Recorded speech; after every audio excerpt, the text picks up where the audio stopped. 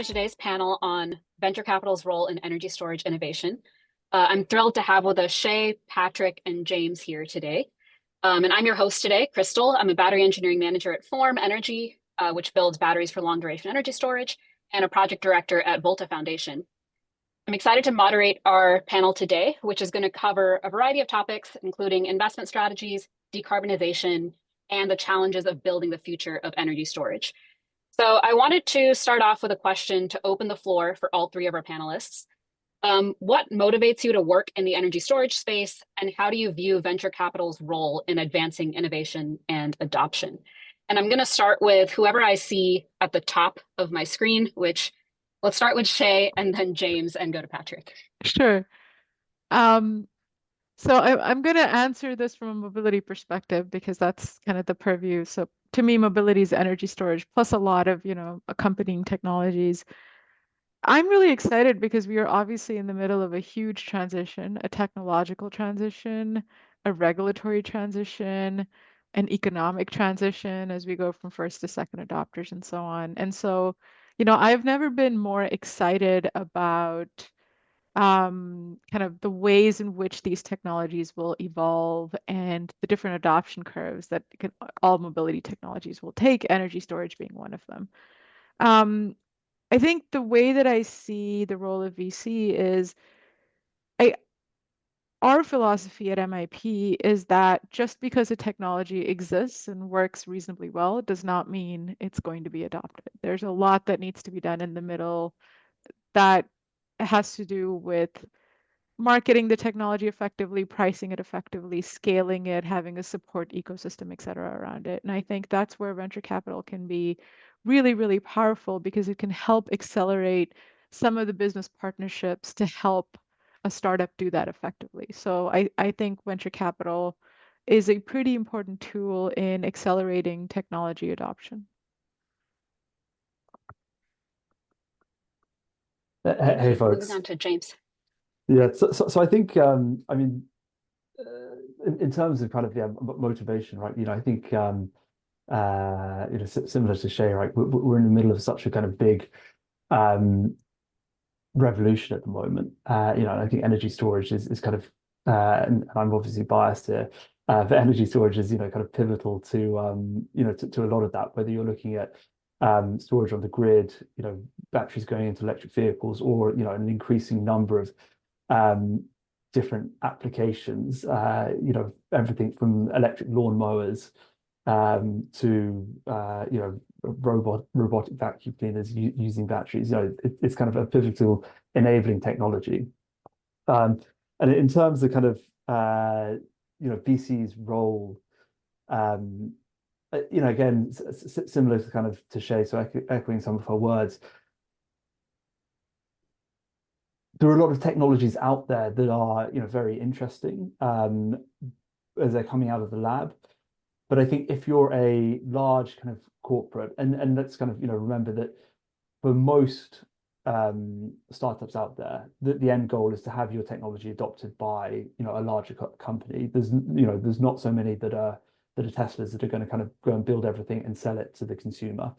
So really kind of one of the jobs for me, from my point of view, for a VC, is identifying those technologies and then helping kind of grow them. As Shay says, help find those price points, get the pricing right, really kind of make sure that the technology, when it is at scale, is going to be able to kind of maintain a reasonable margin so that you have a business that is viable.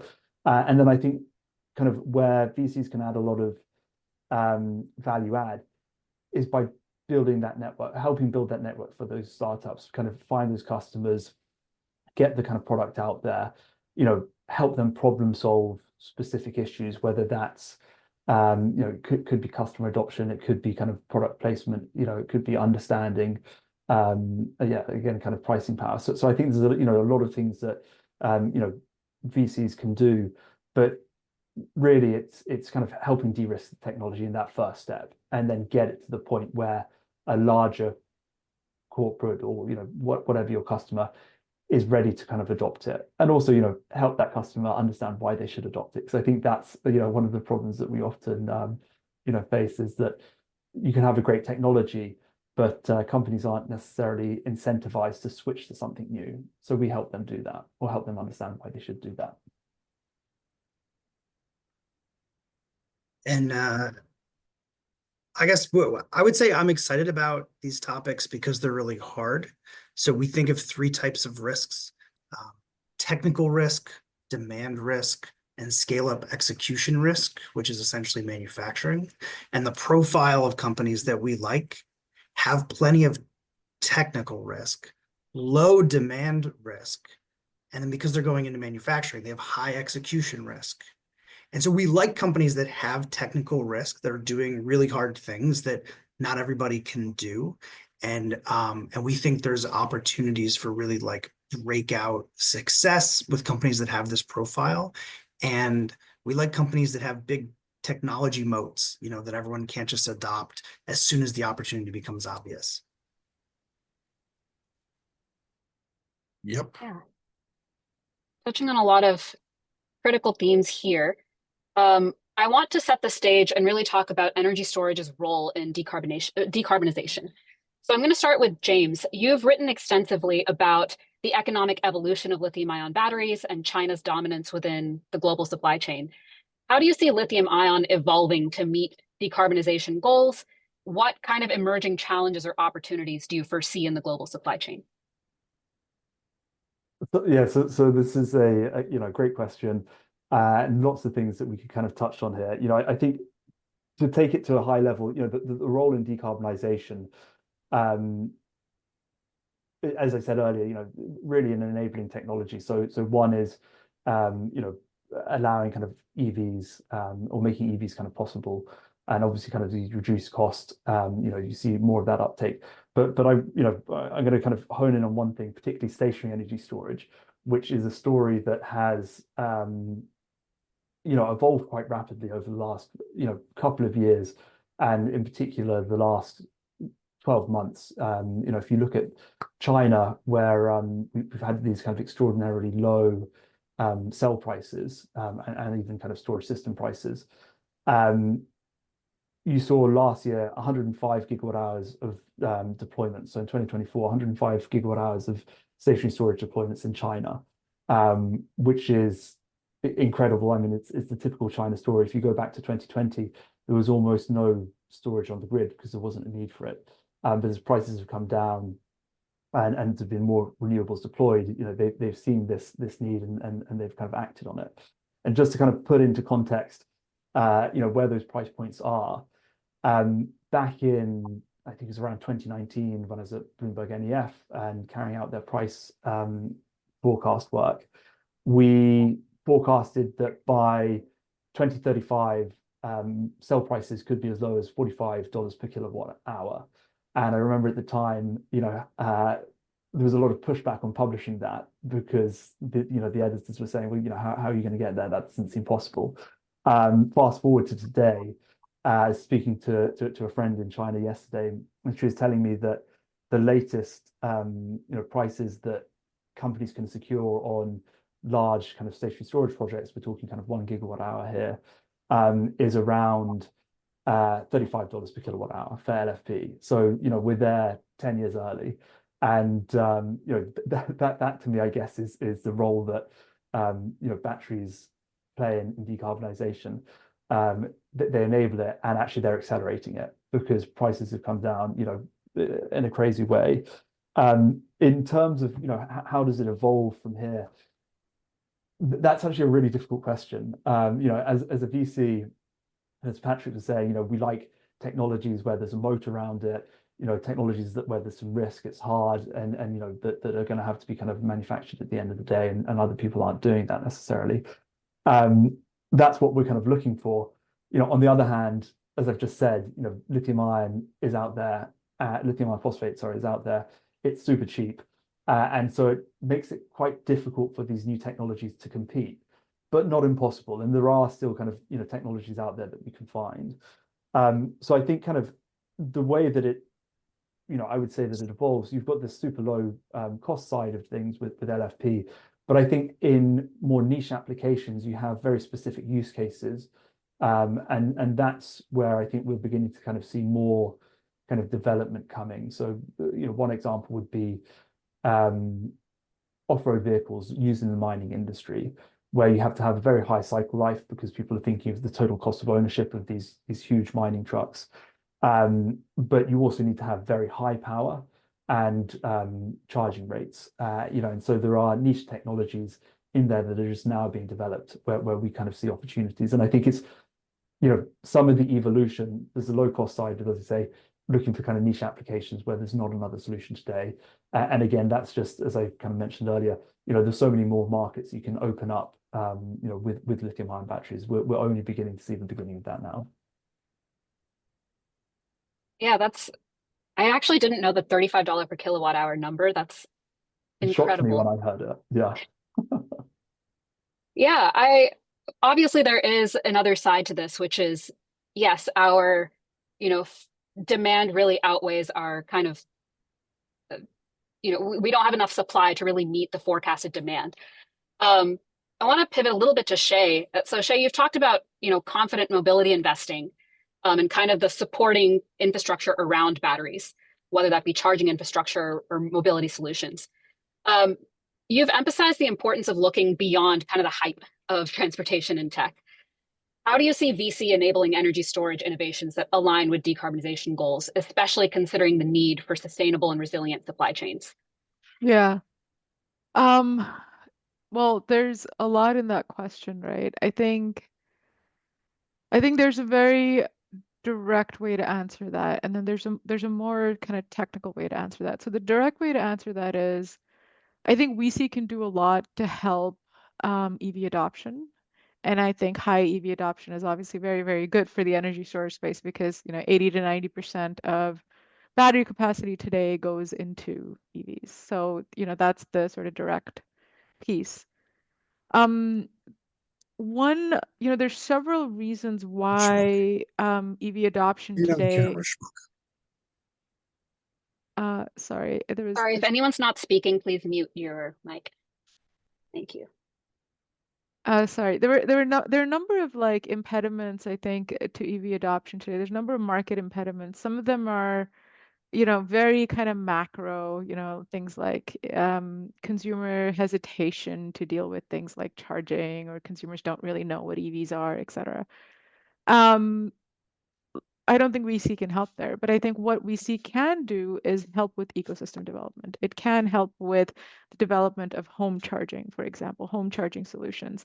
It can, for example, help with the development of better EV leasing solutions. It can help with the development of fintech solutions that increase EV resale value, because that's another impediment that a lot of people cite to buying EVs. It can help come up with better, cheaper kind of EV insurance, EV off-road services. It can help come up with kind of better repair and maintenance ecosystems, for example. So I think there's a lot that VC can do in the mobility space to help with EV adoption. But I also think that, the technical answer to your question is, I think there are a lot of technology kind of markets, technology-focused markets, right? Battery data analytics, battery material, kind of battery fire prevention and intervention, even battery recycling solutions that I think there's a lot of technologies out there. And a lot of these companies and startups are looking for the right partners to scale their technology. They are looking for the right market channels. And in some cases, they are looking for input into their product market fit to figure out, when is their product good enough. And I think VC can help them with all of those problems. So I think we are able to help, the battery space both from a technology scale-up perspective, but we're also able to help them from a EV adoption and sort of demand increase perspective.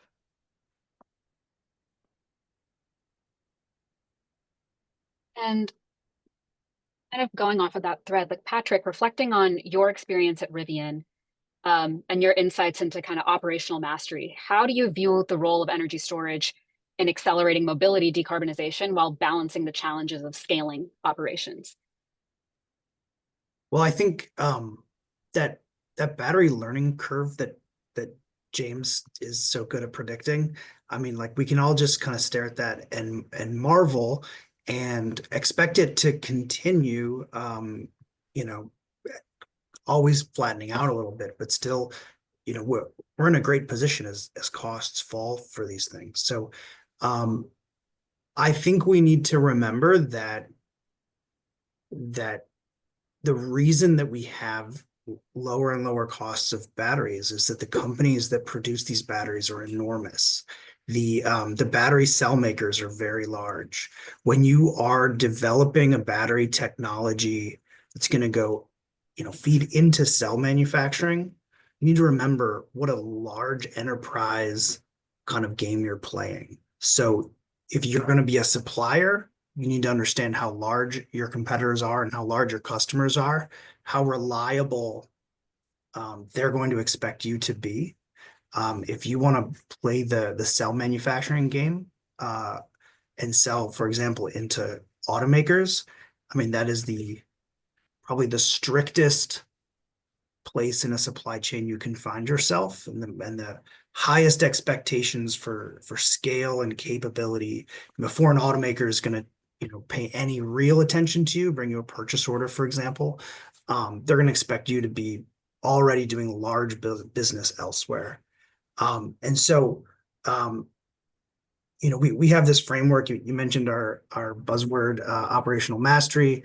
Our framework is that it's a relatively simple directive that deep tech hardware companies should first resolve their technical risk, then their demand risk, and then their scale up execution risk.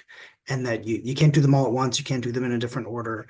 You need to have your technology locked, then get demand, and then scale up manufacturing. And most of the technologies we're talking about here have really large steps of capacity increase. You can't kind of slowly ramp up capacity. If you're going to buy, for example, like a battery cell line, you know, you're going to drop something like at least a couple $100 million for like a single line.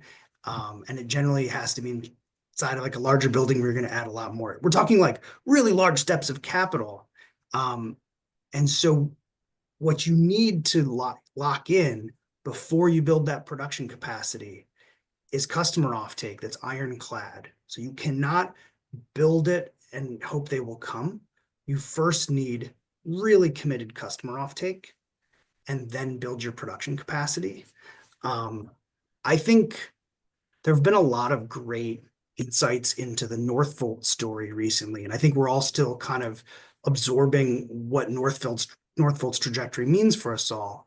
But I think like one insight I take from that story is that they got really big commitments from really large automotive players relatively early. And I think they set expectations that this kind of demand can come at you at such an early stage. And I think for the most part, that's unrealistic. So you need to like take measured steps into production. And before you build much production capacity, you do need to get some type of customer offtake commitment. Yeah, that's a really nice segue to what I wanted to talk about next. Is you mentioned, Patrick, that you want to pick a technology, lock it down, and do it well. But at the stages that you're all looking at these startups, that's a huge gamble, right?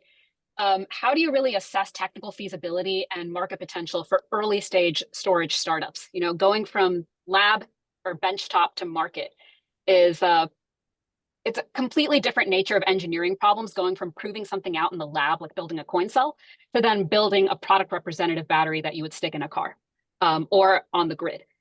Yeah, so I wanted to ask, and maybe I can start with Patrick or James. How do you assess technical feasibility at the seed stage? And what role does cost play at that stage, if any?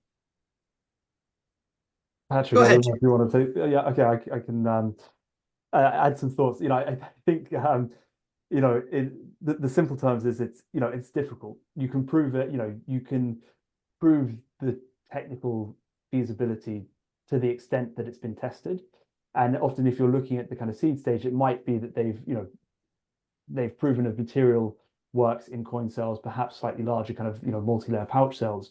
But there is always going to be that, there is always going to be some technical risk. What happens as we go from a multi-layer pouch cell, up to an EV format cell? What challenges are we going to face? Are we going to have issues with expansion? And it can even actually be, challenges unrelated to if we're thinking of a battery material, the material itself. It can be just the issues that the company has in finding somebody to produce large scale, cells for them, large format cells for them. So there's always a little bit of risk. I think one of the ways that, the way that we think about this at Volta is, the initial assessment is making sure that there's no fundamental laws of physics that are being broken. Have you got a perpetual motion machine? That's probably our starting point. Then we're always looking for third-party data. If we've had somebody else that can, test this and verify the results that they're getting, kind of match what the company's telling us, that's useful. And I think a part of that as well is if you have a customer who's been testing this, because typically, particularly if you're looking at kind of Series A or Series B, if there's a customer who's also looking to invest, they'll typically have been testing that technology for about a year or so, beforehand. So you can talk to those customers, you can talk to their engineers, understand what challenges, that they've seen with the technology. But again, to the point that kind of, Shay and Patrick made earlier,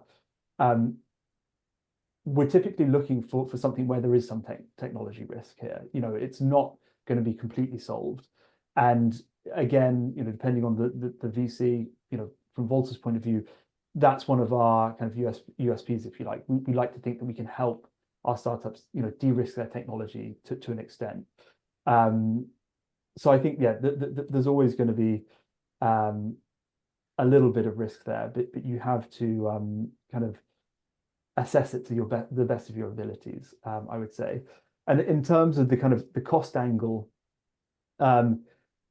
it's a similar, similar kind of point of view. You're going to be able to do some cost assessments. So, again, using the example of a material to go into a cell, an anode material or a cathode material, you can do a certain level of diligence on that. You can look at the raw materials and you can understand, what's the price of these materials, what's the market dynamics behind it. Is it, something where there's, it's being provided by, a monopoly provider. There's not many kind of commodities like that, or many raw materials like that, but there are a few out there where you've only got kind of, 3 or 4 very concentrated suppliers of it.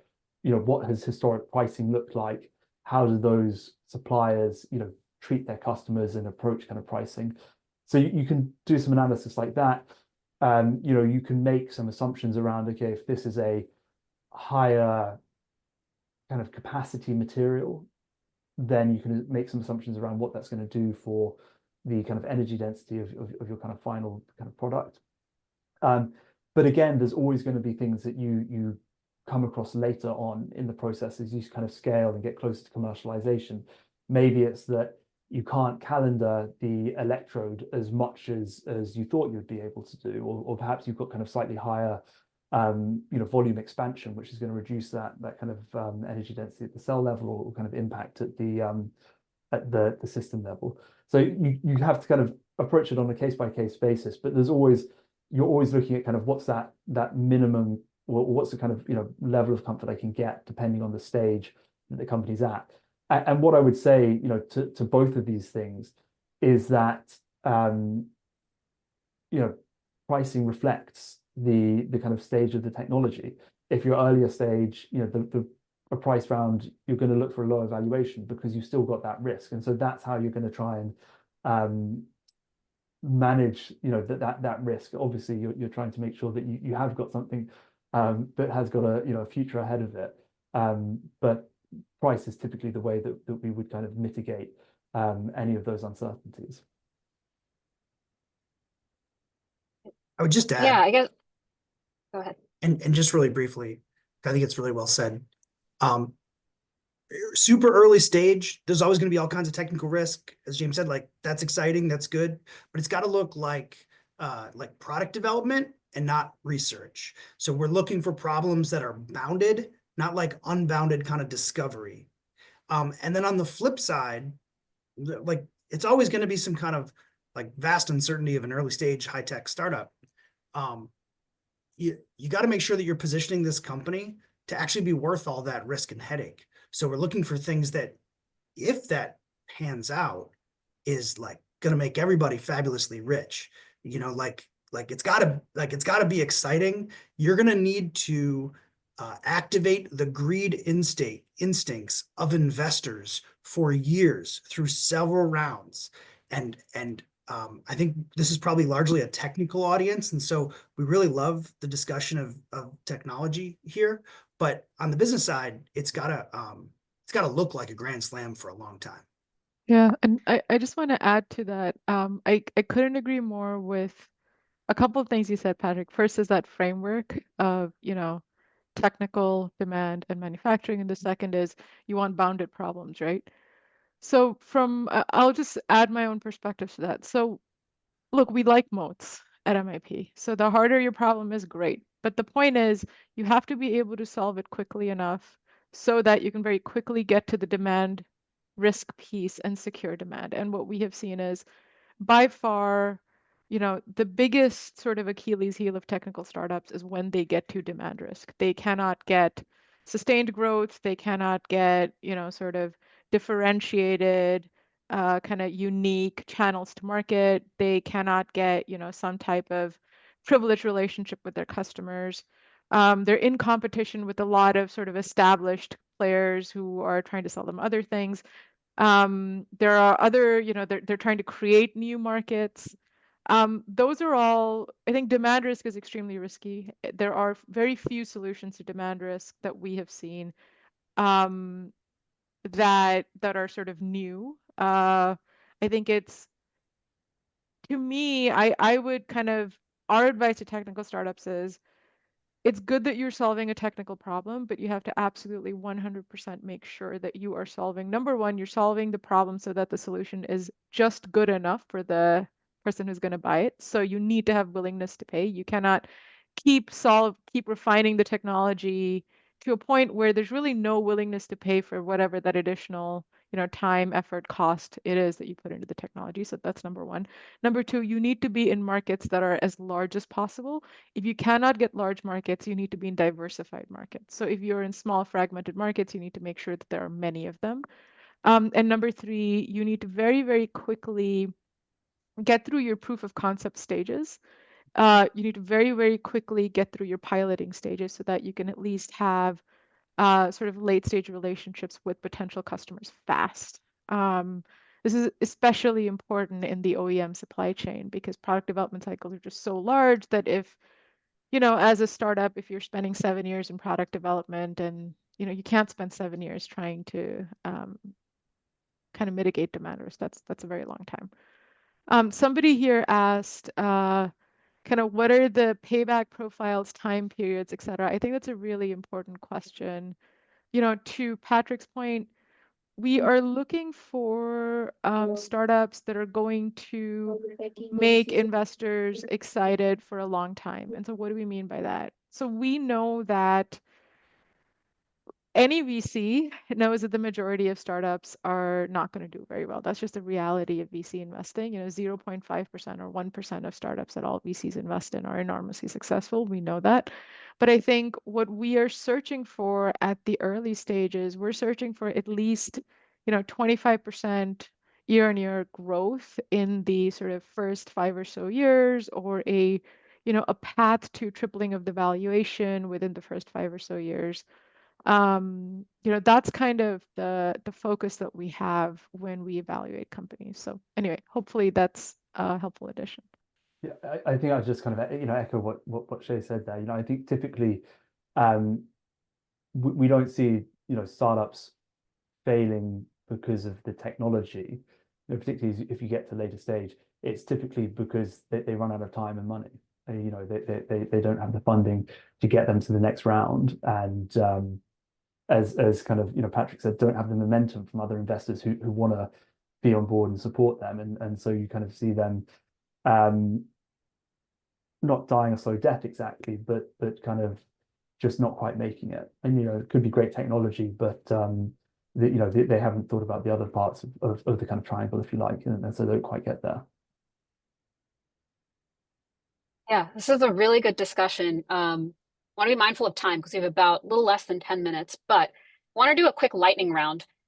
Each of you work on various different areas of whether it's technologies or applications. So I'm imagining that your key performance indicators for what a successful startup is going to differ. So let's start with Shay first. Like, how do key performance indicators really differ when evaluating grid-focused versus mobility-focused startups? So what do you care more about at the seed stage? Oh, I think you're on mute. Sorry, I was gonna say I won't really be able to tell you the difference between grid focus versus mobility because I focus on mobility. I haven't actually done that comparison. But like I said, for us, the KPIs are number one, we want the potential market size to be very large. When we say large, we mean 1 billion, because the ability to, billion minimum, ideally, you should be kind of 10 billion plus. I think 10 billion plus is a fantastic market. 1 billion is the absolute minimum for consideration, right? So it needs to be, that market size needs to be backed up by sort of some, early kind of indication of willingness to pay and assumptions that are sound. So number one, we look at market size. Number two, we look at fragmentation of market, right? If let's say it's a $10 billion market, are you in kind of 10 different markets that are all $1 billion each that are going to be very difficult to scale across? Or, are you going to be very easily be able to capture that market? Number three, we do look at growth, both the growth of the market as well as the growth of the startup. Like I said, kind of 25% growth is minimum what we're looking for, with potential for 25% growth year on year. We also look at, I would say, what we call a moat, but it essentially is your ability to deliver a unique solution that is very difficult for others to deliver. So we're looking for some type of differentiation that is very, very difficult to replicate. And by the way, that we don't like to use IP only as a differentiator. We think that, IP differentiators saying, I have these patents and they are mine, and therefore, this is a differentiator is an okay differentiator. We think better differentiators are kind of relationships with customers, privileged paths to market, some type of cost base that is very, very difficult for the competition to replicate. Yeah, so that's kind of what we're, and of course, early willingness to pay is obviously something that is very critical and something we look at because we want to make sure that not only are you solving for a problem that the customer has, but the customer is willing to pay for your product now and is willing to pay a premium for your product. Yeah.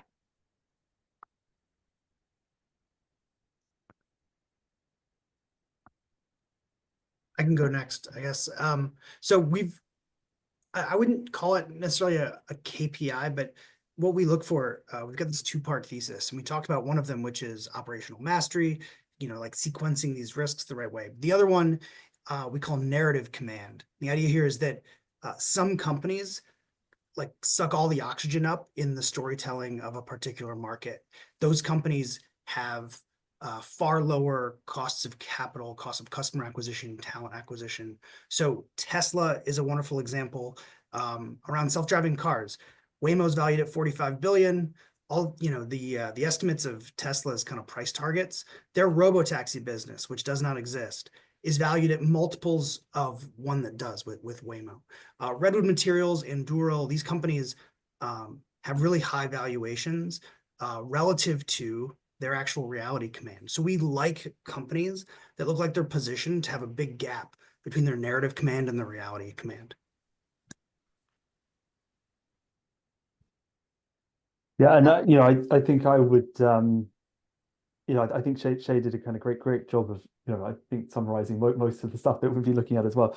I think one of the key things for us to I suppose put it in, in a slightly different way is, we're always looking for solutions that have a cost entitlement, when they're at scale, so that, and it doesn't have to be, it depends, where you're looking. If you're looking at the mobility side of the market, particularly kind of passenger electric vehicles, it's really that upfront cost that people are concerned about. It's the sticker price of your vehicle. If we're looking at the kind of commercial vehicles, or if we're going to the stationary storage side of things, it becomes total cost of ownership. So there you might be looking at a technology that increases the lifespan of the kind of solution of your storage system, or your kind of vehicle, because it's a different kind of purchasing process for a consumer versus for a corporate. So we're always looking for those kind of cost entitlements. That's when you get to scale. And if you have it in the early days, that's also great. But typically, we're then also looking at, okay, what's your beachhead market? Where is it, as Shay said, you've got a customer who's willing to pay a premium to adopt that initially. And I think that's often the thing that is quite difficult to find. But when you do find those companies, it makes them unique, and you often kind of know quite quickly when you see a new opportunity that actually this is one that kind of makes sense, and you can kind of see the market fit.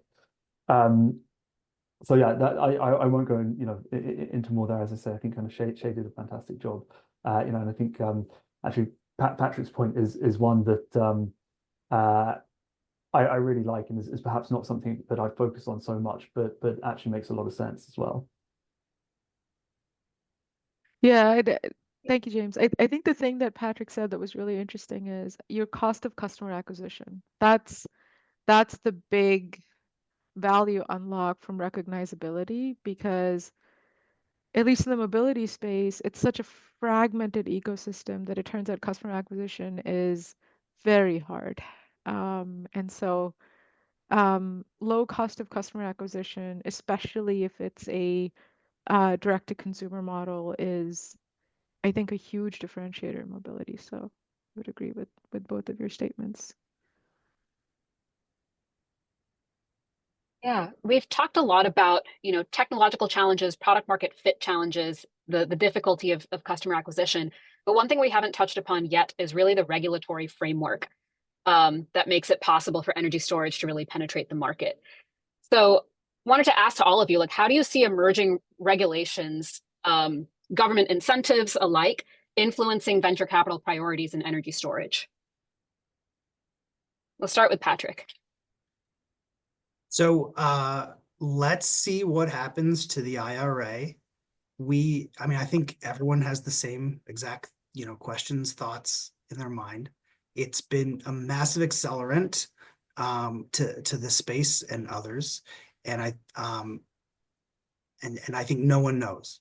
However, consistent with what all three of us have been saying about, like, most startups fail, the ones we invest in need to be big swings of massive opportunities.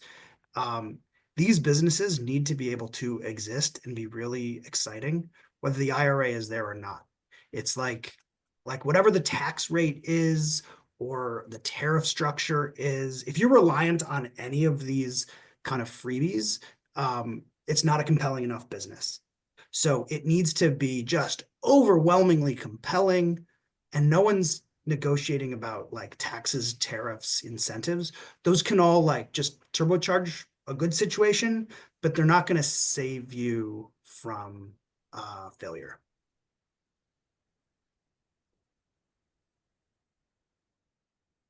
I'm happy to just kind of jump in now, and I'm going to talk about actually one market in particular, which I think is interesting, that where you've had the kind of IRA that has turbocharged kind of interest and investment in the energy space, really, not just kind of batteries.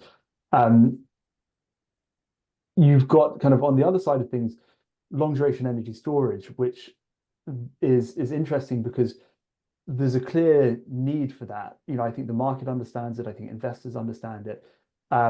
And we're beginning to see kind of more investment going into this space, from the VC side of things and kind of corporates as well. But it's an area where we don't yet have the kind of regulation to really kind of drive it. You do in some sectors, but you don't quite have the revenue streams. You don't have designs there to kind of really help encourage. I don't want to say organic, uptake, but people building it on a kind of standalone basis. At the moment, you see a lot of kind of long duration stuff being built where you are supporting kind of existing portfolios, maybe a utility doing that because they understand the kind of resilience that it provides for them. But it's a very different market to kind of short duration storage, if you like, kind of where we're seeing lithium ion batteries being deployed today. And in places like Europe, you just don't have the kind of mechanisms to incentivize that build yet. And so it's interesting seeing so much kind of interest on the kind of VC side going into that, but without the kind of market reflecting where we're going to need to be in the future. And I think the market will get there. Having kind of regulated markets, and kind of critical infrastructure means that will happen. It's just a bit slower than where the kind of technology is today. So that to me is something interesting because it's really kind of being driven by, I would say, the understanding that you need to have these solutions, particularly as you have more kind of renewables deployed on the grid. But the regulation is trying to kind of catch up with the technology. Mm-hmm. Just to add on to what you said, James, I think of regulatory frameworks in terms of kind of two categories, right? One is mandates, when a government says, thou shalt do this by this time. And the second is things that actually impact either your sort of access to capital or your unit economics. This could be tariffs, it could be incentives. I think regulatory mandates are I think they can be, how should I say this? They can be either very, very good or very, very bad. They're kind of market making things. And so one would hope that any and all regulatory mandates are very, very well thought through. And sometimes they're not. And I think it's up to us as the industry to always give feedback to regulators when they've come up with a mandate that is, not feasible, given what's happening in the market. A really good example of this is the European Union's recycled content mandate for batteries. They very recently changed it. They pushed it forward a few more years. But essentially, we did the analysis and we found out that if every battery sold in the European Union were going to be recycled, they would still not be able to meet those mandates, right? And so I think it's really important for market associations in the industry to give feedback to regulators when these market mandates are they're just not sustainable from a market perspective. But then let's talk about incentives and tariffs. I think I agree wholeheartedly with Patrick, right? You cannot, if you are depending on incentives or if you are depending on your competitor having tariffs for you to be able to be competitive in a market, you have a bad business and your business model needs to change and your cost structure needs to change. Because the truth is that tariffs and incentives are fickle. They change between administration to administration. They might change within administrations. They might change when, the funds kind of run out, right? So you don't want to depend on those. It also leads to, our opinion at MIP is that what you want to have is a very competitive marketplace where the best technology that is the most beneficial for the consumer and most efficient at, coming to outcomes wins. What you don't want is kind of technology that is lagging behind its competitors who are not in the same protected market as it is, kind of really being sustained by these tariffs and incentives and kind of other monetary measures. So we think that's just really important. I would say you as a startup, you should be looking at incentives as, helping you kind of de-risk some of your kind of capital acquisition and de-risk some cost of capital when you are focused on, reducing your manufacturing risk, right? But you shouldn't really be looking at incentives and tariffs as a way to reduce your demand risk. So hopefully that's helpful. Yeah, thank you for your perspective there. Now that we're approaching the end, I do want to shift into talking about making a career in venture capital. A lot of our audience here comes from, either academic, maybe product focused industry backgrounds, and maybe wondering on how to really get their foot in the door when, approaching feasibility of technologies for others. I want to start with Patrick here. So you joined Rivian as employee number 15, and you left when the company was about 1,000 times larger than that. How did your experience operationally there shape your approach to investing? And I guess what I'm really getting at is like, what mistakes did you see made at Rivian that you now make sure that you advise the companies in your current portfolio to avoid? Wow, that's a great question. So I think the most important thing I learned at Rivian is how important the role of the founder is. RJ Scaringe is like a special guy who's just, I mean, more talented than most of us. That company is successful because of his just insane drive and skills. It's a really particular situation, and every startup that's successful, it's a very particular situation driven by like really special people who devote everything to it. So that's the number one thing I take away from that. I think a lot of things can go right in a startup and a company can still fail. There were times when I was certain Rivian was going to fail. And we had done a lot of things right. And I still thought like, oh man, I don't know about this. It's that hard. Rivian was in stealth mode for 9 years, just like struggling to stay alive. And even when like money came in, while it was in stealth mode, it stayed in stealth mode. And like no more money came in for several years. It's just like impossibly hard. And so the company is what it is because of a single individual who then rallied all kinds of people to put their life on hold to come help them. So that's the biggest lesson I take away from that. I guess I'll just also say the reason people ask questions like this, like how do you get a job in venture capital, is I will say it is probably one of the coolest jobs in the world. I decided to build my own firm because I just wanted to and thought I had a shot at it. And I just it is incredibly privileged position, and it's a joy to work with like so many talented people. Yeah, both Shay and James, both of you come from, pretty academic or engineering backgrounds. And then you made a pivot really going into VC. What advice would you give to professionals interested in transitioning, or how did you really make that transition? James, do you want to go first? Yeah, I can take a stab at it. Whenever people ask me this question, I always say it's partly luck. I think as one of the, as kind of Patrick says, working in VC, it's a really cool job to have. But there's not a lot of jobs out there. So, it's kind of timing and luck is definitely part of it. But talking to people, building that kind of back and forth with the companies, understanding what they do. You need to do that. That comes at the end, though. You need to have the kind of skills leading up to that.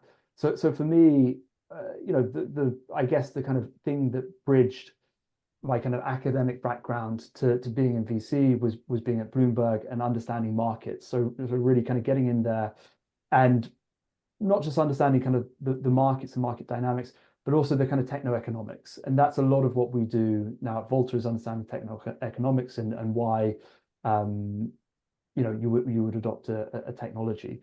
So for me, that was a kind of the pivotal part, was getting out there and doing that. But also, one of the kind of less or kind of obvious parts of any job really is building a network. If you know people, if you have something that you can kind of bring to a VC, you can say, hey, I know everyone in this industry. I can connect you. I can, make connections. I can help your portfolio companies, kind of win customers. That's also useful. And I think, the other thing is as well that there's so many different areas within a VC where, different skills are needed. You can be on the operations side if you've been there, in a startup like Patrick, and you can go in and you can say, hey, this company is having issues at the moment. I've been through production hell. Let me help you, get over it, right? There's so many different skills there, and it really depends, where you're coming. But if you want to get into the kind of VC eventually, think about what you're doing today. Think about, what skills you've got that are transferable and that a VC would need, and build on those skills. At the same time, build your network and go and talk to VCs, get out there, make sure they know your face and your name, so that, when the time is right and they have a job, you're the person they think of. Because as I said, there's not a huge number of jobs out there. So kind of timing and luck is a big part of it as well. Yeah, and I completely second that. I think I was reading the other day, I think there's overall like 10,000 people in the world who work at VCs. So it's a very small community. And the VC kind of value creation model is 5 to 10 years long. So people usually don't leave VC firms for 5 to 10 years, right? So it's a small industry and there aren't many sort of open positions. The other thing that I would say is VCs tend to be very small because you can very, very rapidly scale assets under management with the same small team. You don't need to grow very fast. You can have, a team of like 10 people, very easily manage a few $100 million. And so you don't really need, and I would say 10 is a lot, by the way, for a few $100 million. So um, I think as a result, VCs tend to be, everyone apart from sort of the largest VCs tend to be small collections of people. And I think relationships are really, really important in the VC space for two reasons. One, relationships with founders are really important because it gets you access to the right founders. And it sort of, reduces friction in a lot of kind of the deal steps. But it's also really important to have a good relationship with your fellow partners, general partners, everybody on the team. Uh, you should, as a VC, my job is to be wrong as little as possible and to be the first to know if something that I have said is wrong, i.e., I don't care whether I'm right or wrong. I don't care about looking right or wrong. I want to just make sure I get to the right answer so that we can make money, right? That's what all the VCs care about. So you need to be in a position where you are comfortable pushing back against assumptions, hypotheses, dogma, whatever that you are hearing other people on the team talk about. And so that means you need to have, really good relationships and sort of very kind of trust heavy relationships with the people that you're debating with. So I would not, to me, I think personal relationships with the right team is extremely important in coming up with a solid investment thesis because you need to be able to have the trust to debate each other, sometimes very fiercely, regardless of hierarchy or whatever else.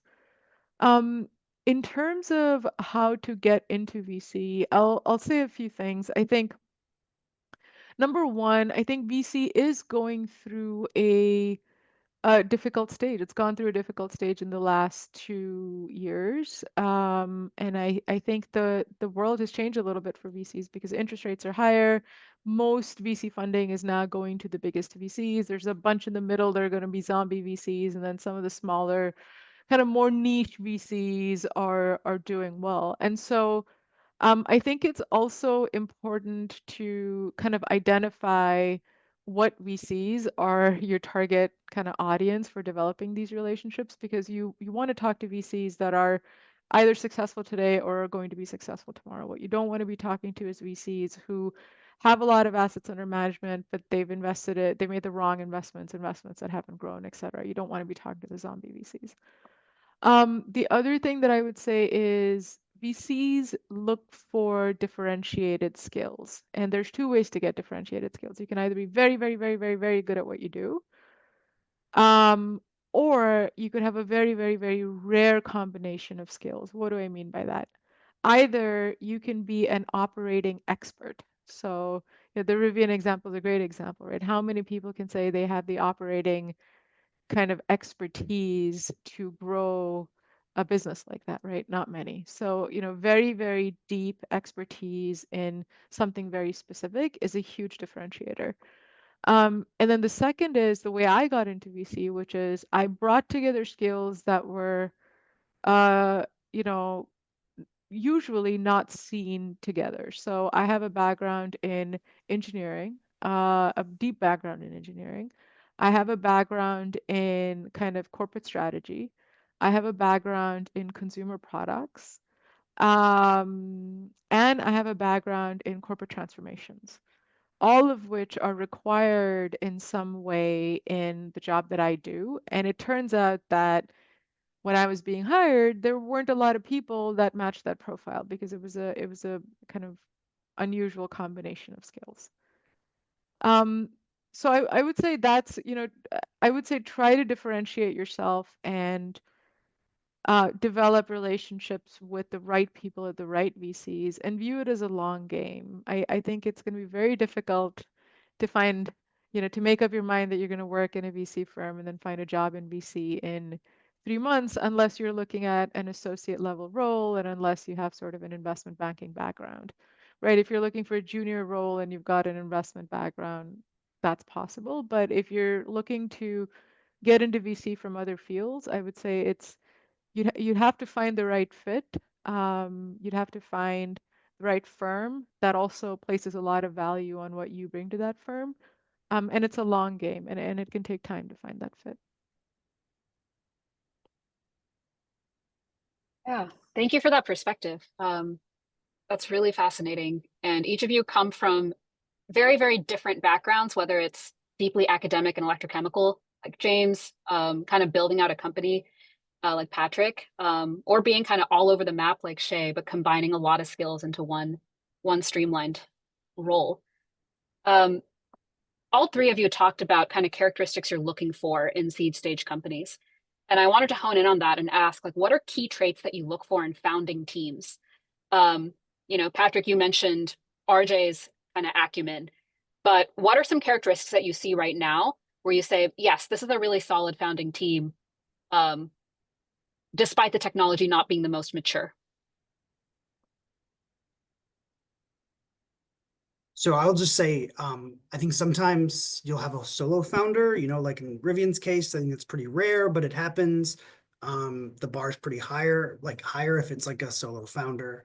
I think teams are more likely, generally you don't want like too big a crowd, but like 2 or 3 people is great. Starting a company, it's best if they have complementary skill sets, like they're not all kind of the same profile. And even if they are, for example, all PhD chemists or something, you can tell like generally they have different specializations, or one of them's like great on a stage and the other's great in a lab or what have you. One thing I'll say is that I have seen in pitches sometimes teams kind of talk about the company but not talk about themselves and their unit as a group. And definitely an investor wants to hear the narrative of like what this is all about. A big part of that narrative is like, who are you? Why are you together? How did you meet? How long have you been working together?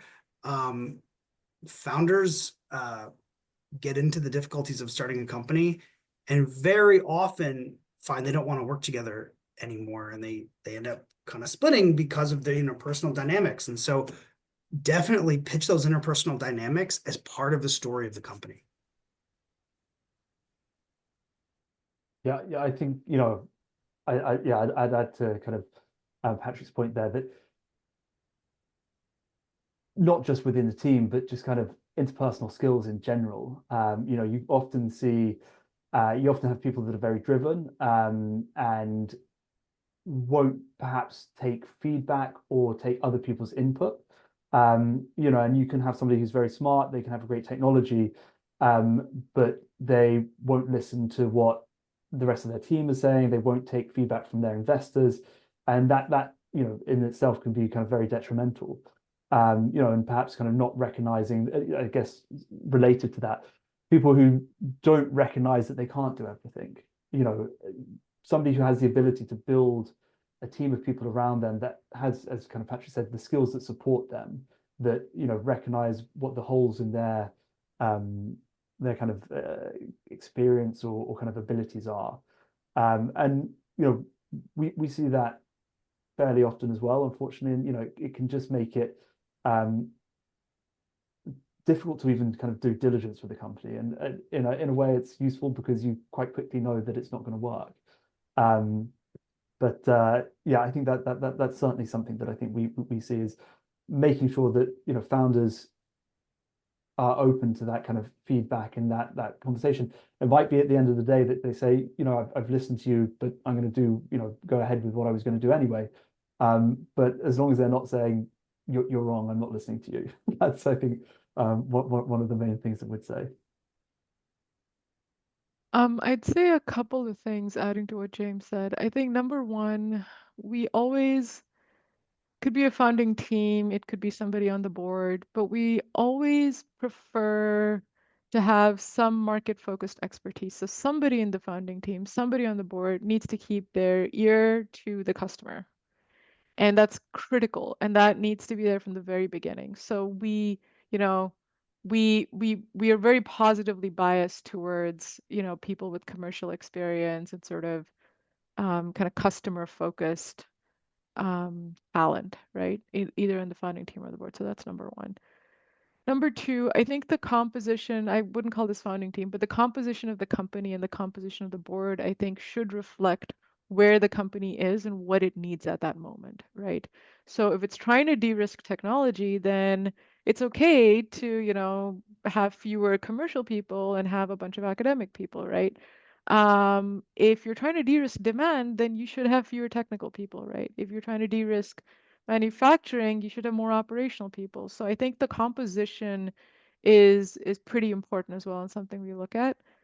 The other couple of markers we look at is learning from failure. So if you have, we like experienced founders, right? Ideally, they should be successful, but even if they fail, that resilience should kind of be positively reflected in their story. And, they need to be able to communicate kind of all of the practical lessons that they learned from that, right?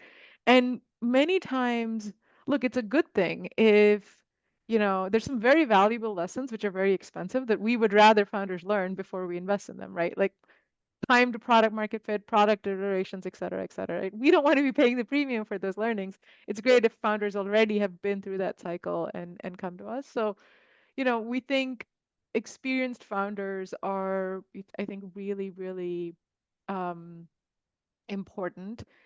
And the last thing that I would say is we look for resilience. So what does that mean? It means, what Patrick said. Sometimes it can take startups just a long time to be successful, to get out of sort of the first technology de-risking stage or to get through the demand stage in one piece. You want to have a core founding team that's resilient enough to weather these challenges without you as an investor trying to deal with like retention issues or talent issues, et cetera. So, and you also want a founder who is able to kind of be that inspirational, right? And who's able to kind of be kind of very, very pragmatic, practical, and is able to see around the corner when it comes to talent issues. So yeah, there's quite a few things that make a founding team attractive to us. Right. And with that, I want to thank all of the speakers. We're reaching the end of our formal program. So I want to thank Shay, Patrick, and James for all their insight today. For everyone else on the call, feel free to stay on for the speakers as well. We can stay a little bit for Q&A.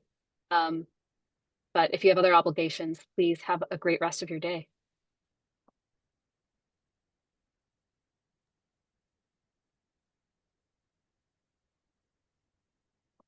I'm unfortunately going to have to drop off, but for folks, if you do have any kind of questions for me, please feel free to reach out on LinkedIn, or send me an email. I don't know if my email is available on the Volta Foundation website, but reach out on LinkedIn, and I'm happy to kind of answer your questions. And Crystal, thank you again for arranging an excellent panel, and Shay and Patrick, it's a pleasure to be kind of talking with you.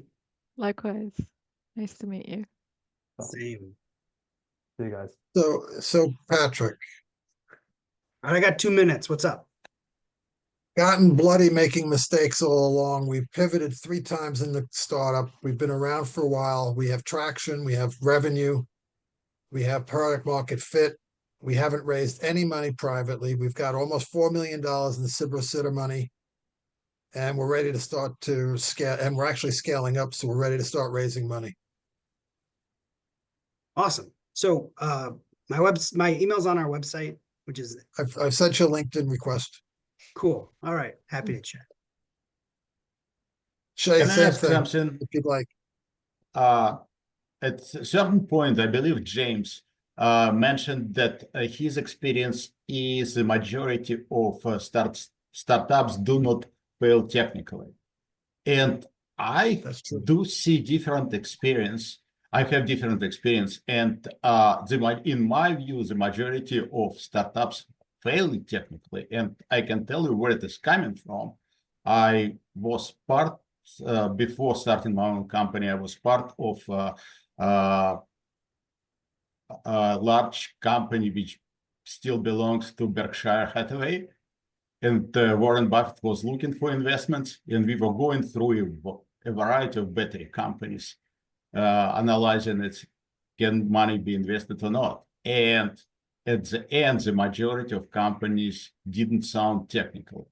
And I think the difference comes in I would say, return on investment, because we were looking at technical part. Obviously, financials also important, but kind of for VC, return on investment is the main thing. And sometimes technical can be but company can be very, very sound. I can give you example, quantum scale. What do you think about that? Is it failing or not? It went from 0 to 30 billion, right? And was not participating in technical analysis of this company. 0 to 30 billion, and then back to 1 billion. Is it failing technically? All right. But return on investment was great, because obviously what was Kosla was making like pile of money. I gotta hop. But Yeah, what do you think of QuantumScape is not a short conversation? But Okay. I was about to say the same. Let's keep it tame here.